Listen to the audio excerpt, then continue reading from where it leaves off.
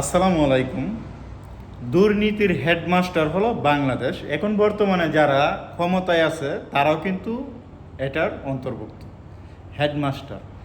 দেখেন, জনাব আনোয়ার ইব্রাহিম এই মালয়েশিয়ার প্রধানমন্ত্রী, তিনি নিজেও বলতেছে, নিজের মুখে স্টেটমেন্ট, তিনি বলতেছে যে ৩,০০০ রিঙ্গিত খরচ করে অন্যান্য দেশ থেকে মালয়েশিয়াতে লোক আসতে পারে, শ্রমিক আসতে পারে, কিন্তু বাংলাদেশ থেকে আসতে লাগে ২৫,০০০ রিঙ্গিত, যেটা বাংলা টাকায় হয় আপনার ৭.৫ লক্ষ টাকার উপরে।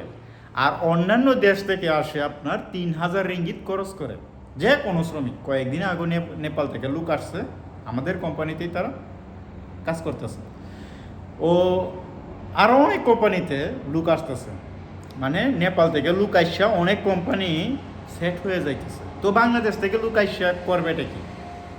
মিয়ানমার, নেপাল, পাকিস্তান, আরও অন্যান্য দেশ, এগুলো থেকে লোক মালয়েশিয়াতে অলরেডি আসতেছে, কিন্তু আসতে পারতেছে না শুধু বাংলাদেশ থেকে।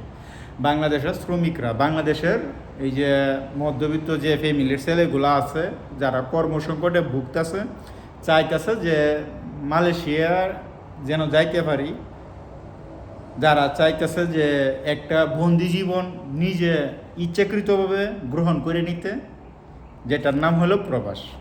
তো ওই প্রবাসের উদ্দেশ্যে যারা এখনও দিন গুনতেছে, ওইসব লোকদেরকে তারা মনে করে নাচতে দিতে চাইতেছে না। এই সিন্ডিকেট হলো বাংলাদেশ।